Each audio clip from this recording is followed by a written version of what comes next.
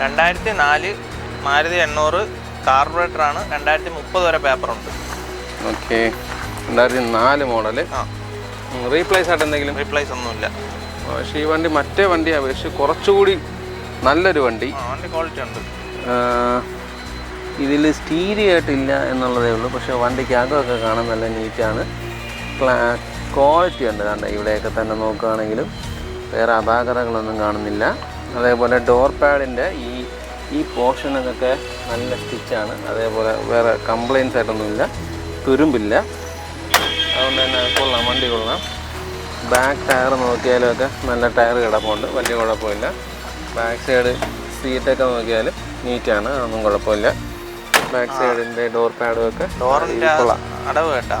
അതെ, ക്വാളിറ്റി കണ്ടിട്ട് നല്ല ക്വാളിറ്റി ഉണ്ട്.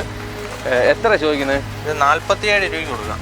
47. 2030 വരെ പേപ്പറും. 30 വരെ ഉണ്ട്.